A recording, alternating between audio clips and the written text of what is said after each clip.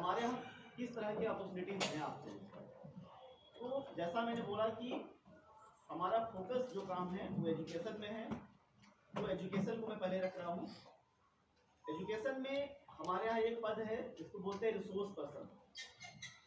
Resource person एक teacher educator भी आप कह सकते हैं। टीचर एजुकेटर होता है, रोल क्या है उनका? रोल ये कि आवाज आ रही मेरी पसंद होते हैं, वो किसी एक ब्लॉक में रहते हैं और ब्लॉक के जितने टीचर्स हैं वो प्री प्राइमरी टीचर्स हैं, प्राइमरी टीचर्स हैं, अपर प्राइमरी टीचर्स हैं, उनके कैपेसिटी बिल्डिंग के लिए काम करते हैं। वो स्कूल लेवल पे भी सपोर्ट करते हैं। वो आप जो बीआरसी है, डीपीसी है, उनके मदद से जो ट्रेनिंग्स होती है उसमें भी सही।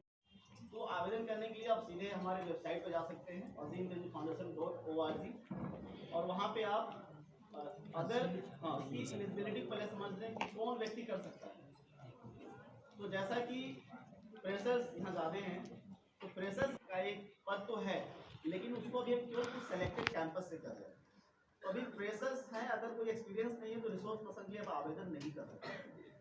उसके लिए शर्त ये है कि अगर आपने बैचलर्स किया है, जैसे सपोज BSW किया है या BA किया है या BSc बीकॉम करा है, तो उसके लिए कम से कम 5 इयर्स का टीचिंग एक्सपीरियंस होना चाहिए किसी भी स्कूल में, गवर्नमेंट या प्राइवेट। तो 2 साल का एक्सपीरियंस मिनिमम होना चाहिए टीचिंग का। Again relevant experience after this similar field as well. अगर आप शिक्षा जुड़े किसी क्षेत्र में काम करें तो भी मान्य है। तो ये इसकी अर्हताएं हैं, योग्यताएं हैं, इसके आधार पर आप फॉर्म भर सकते। आपने 60 वर्ष की उम्र तक इसके ऊपर काम कर सकते हैं। लोकेशंस जिन जिलों में और राज्यों में हम काम कर रहे हैं वो आप प्रेफरेंस भर सकते हो, लेकिन हमारी नीड के आधार पर भी चीजें तय होंगी। तो ये था रिसोर्स पर्सन के बारे में। रिसोर्स पर्सन के अतिरिक्त हमारे कुछ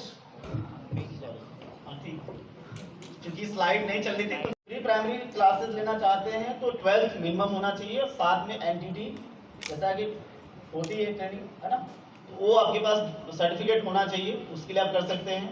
अगर आप प्राइमरी या अपर प्राइमरी ग्रेड के लिए जा रहे हैं तो प्राइमरी में मिनिमम बैचलर्स के बाद BEd की डिग्री होनी चाहिए, टीचिंग एक्सपीरियंस कम से कम 2 साल का होना चाहिए। एंड देन अगर आप हायर क्लास के लिए पढ़ाना चाहते हैं तो मास्टर्स, BEd एंड देन 2 साल का एक्सपीरियंस। तो ये हमारी स्कूल के लिए है और प्रक्रिया वही है जो रिसोर्स पर्सन का है। आप CV रेज्यूमे सबमिट करते हो, आवेदन फॉर्म भरते हैं, स्क्रीनिंग, हेल्थ प्रोफेशनल्स को भी हायर कर रहे हैं और उसमें क्योंकि पिछले 2 साल से ही स्टार्ट हुआ है तो मैं आपको बताना चाहूँगा।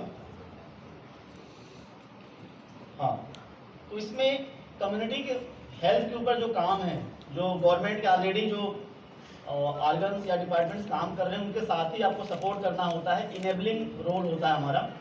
तो कम्युनिटी हेल्थ में आप अप्लाई कर सकते हैं, उसमें भी पद का नाम यही है, रिसोर्स पर्सन फॉर हेल्थ। अगर आपने काम किया है, एक्सपीरियंस है, तो कितने एनर्जेटिक तरीके से अपनी बात रख पाते हैं। तो जैसा हमारे पूर्व साथी अंतरा ने बताया, एक समय था कि हम लोग वहां बैठते थे और कुछ लोग आते थे, हम लोगों को यहाँ समझाते थे। कुछ इसी विषय पर आज हम लोग अपने करियर को ढूंढने के लिए कि कैसे हमने, कुछ लोगों ने कह दिया था कि MSW कर लो, कर ली, अब क्या करें।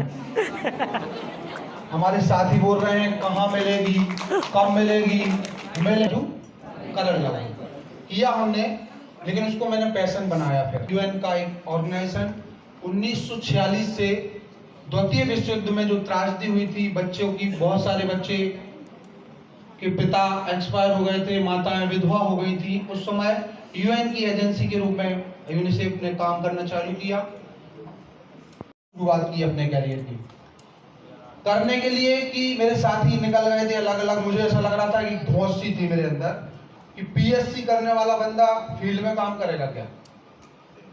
PSC उस समय ज्यादा निकल नहीं रही थी। मैंने बहुत छोटे से शुरुआत की, 2 साल, एक 1.5 साल बाद जब हमारे सारे साथी काम करने लगे, उस समय बड़ा बूम था MSW का। क्योंकि मैंने इंदौर से MSW किया था, इंदौर एक हब कहा जाए MSW के लिए कि बहुत अपॉर्चुनिटी होती थी। उपस्थित हैं हमारे जिले के माननीय जिला कलेक्टर महोदय, मैं आदरणीय सर से, सुशील नामदेव सर से आग्रह करता हूं कि वो आदरणीय सर का तुलसी का पौधा भेंट कर स्वागत करें। आदरणीय सर,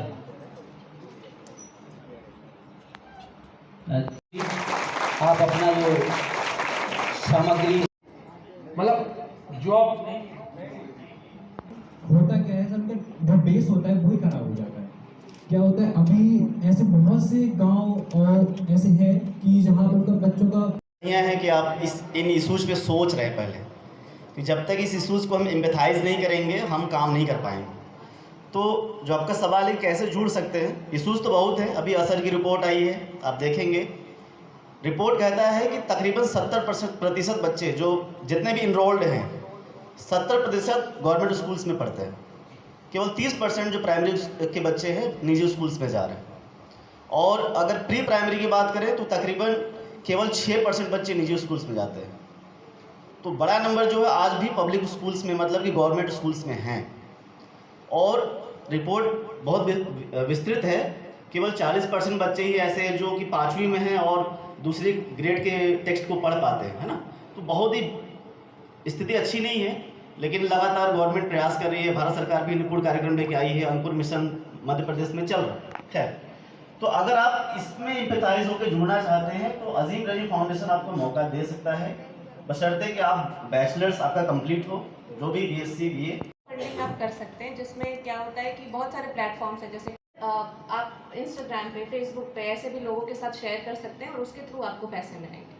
तो जितना, जिसको 10 रुपये दान करने हैं, किसी को 100 रुपये दान करने हैं, तो उसी के हिसाब से आपके पास आएंगे पैसे। बोर्ड इंटरव्यू बोर्ड, जिसमें हमारे NGO के पार्टनर्स को हम रोस्टर के अनुसार बुलवाएंगे। किसी एक दिन महीने में हम ये बोर्ड बिठाएंगे और उसमें आप लोग आएंगे और आप लोग आकर के अपना एक जो बोलते हैं डमी इंटरव्यू जो होता है उस तरह का इंटरव्यू का हम मॉक इंटरव्यू कराने का हम लोग आपके लिए कर देंगे, ताकि आप लोग को इंटरव्यू